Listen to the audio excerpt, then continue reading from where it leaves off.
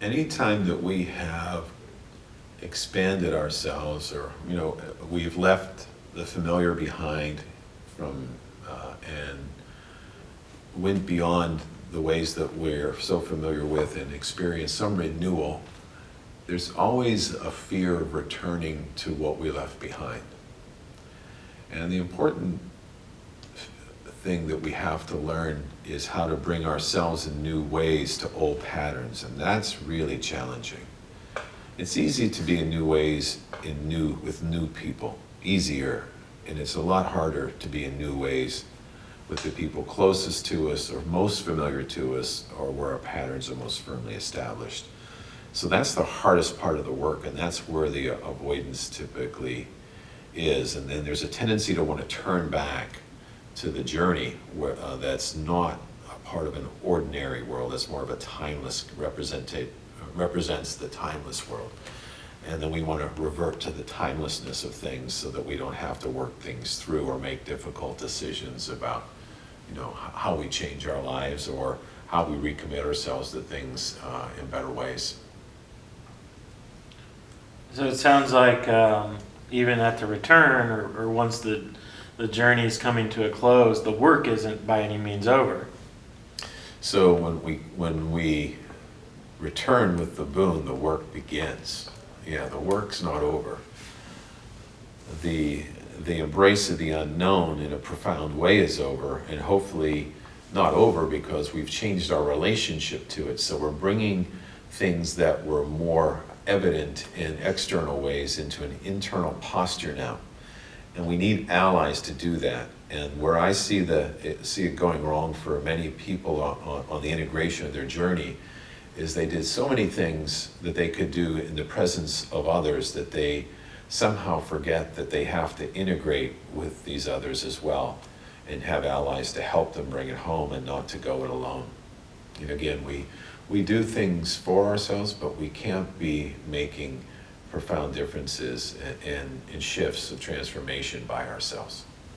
It definitely sounds like allies are one of the key components to success in finishing the journey.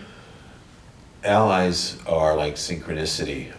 They're embodied synchronicity. They're the people right in front of us who are willing, and the key components of an ally that help us integrate our journeys are people willing to be in the thick of things with us.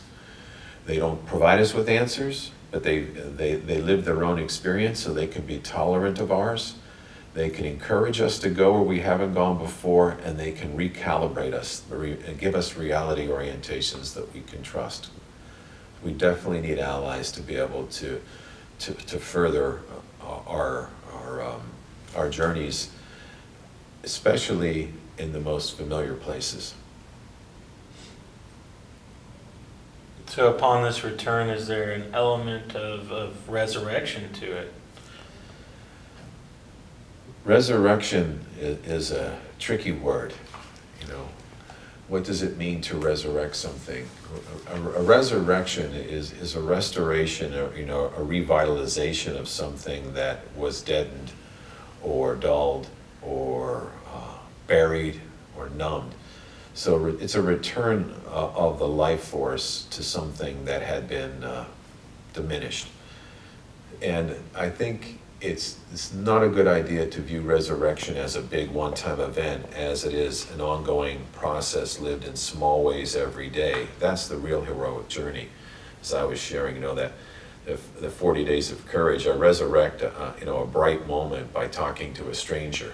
That to me is a mini resurrection, in keeping myself in the game in ways that I would typically pull back or withdraw. And so I would say that the key to any sustainable journey is doing doables and reaching for reachables. But the ego always wants to reach for the unreachable and wants to stand out above the others rather than be one among the many and take their place among the many. And integration of a journey is knowing your place, your limits within it, and reveling in the unique contribution you make into a larger whole.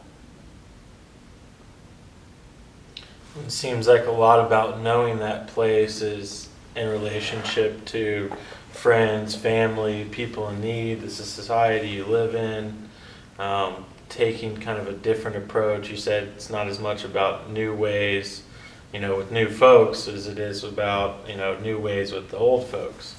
That seems to be a challenge. Yeah, and I'll share a story with you about this. I would say that this is my on-the-spot definition of resurrection out of our dialogue. I would say the capacity, being resurrected is being open to the unexpected. That's what resurrects life. And I mentioned before that I was a pretty avid baseball player in a highly competitive league. And I grew up in the streets of Pittsburgh, son of a steel worker, and in the blue-collar neighborhoods. And I found out that I loved poetry. If you'd asked me if I like poetry, I'd have told you, no, I don't really like poetry. But if you read me a poem, I would say that I really like that.